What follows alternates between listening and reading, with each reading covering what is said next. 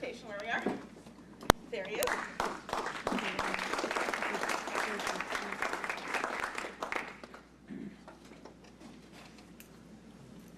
Well, is this on? Is it on? Can you hear? Yeah. That's the bad news.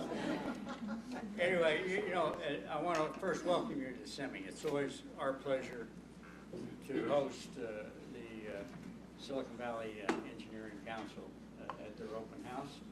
And I happened to come up and ask Elise, is there an agenda for tonight? And she said yes, and I looked at the agenda and I saw my name on the agenda. So, any of you remember the old cartoon Popeye? Yeah.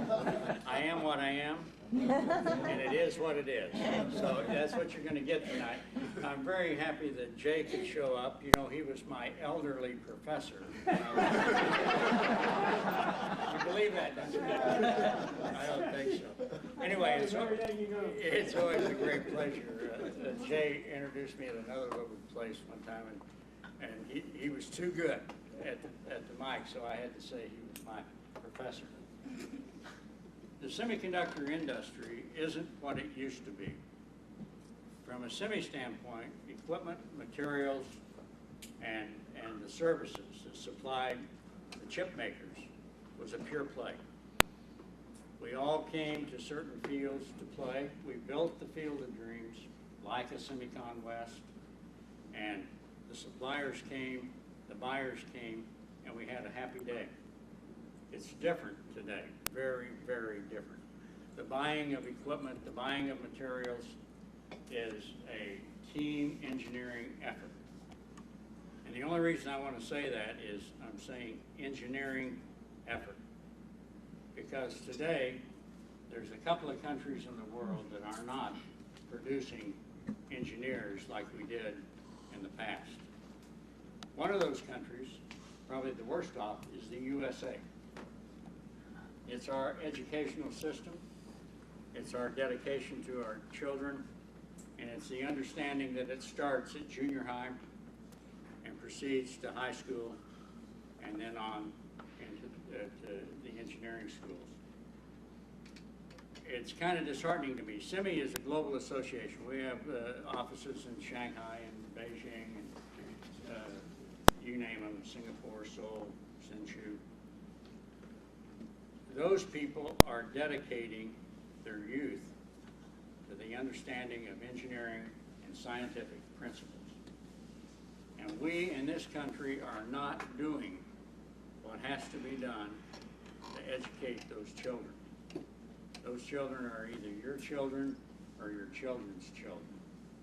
And if something drastic doesn't happen soon, all of the technology and innovation that we've created in America, because it's been free, it's been open, it's been entrepreneurial, and our political system, in my personal opinion, is tearing that down. You may disagree, but we have to do something about it. We had a session this afternoon. Cliff and Randy, stand up so they know, if they all know you. They're starting a new system to bring young kids out of junior high school, get them into high school, and so that they can go to a junior college as well as a four-year school and get some transfers of credit. I think they need to be applauded for a unique approach to helping our engineering, future engineers. That pipeline is empty. And guys like you are doing a great job and have, but it takes much, much more.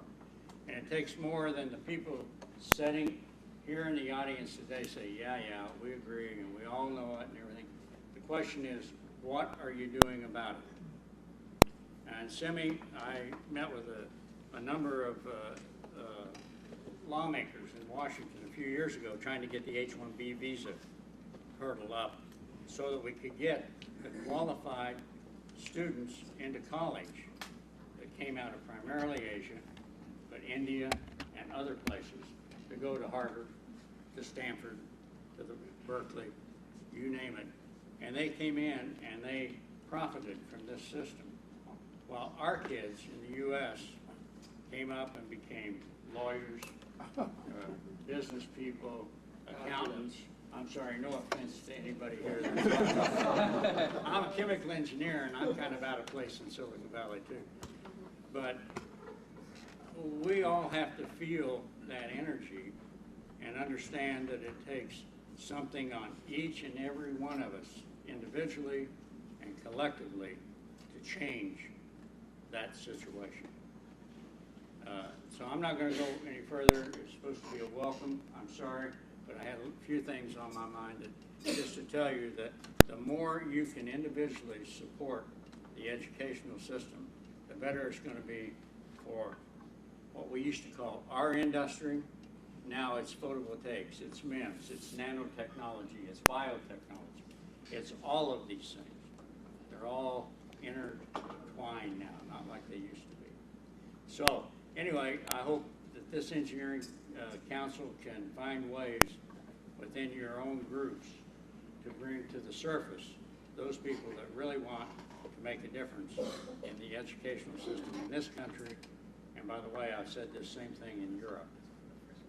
They got the same problem, and Japan will be having the problem in about 3 or 4 years. So with that, I'll leave you to your evening, and thank you very, very much. It's our pleasure and honor to host you tonight.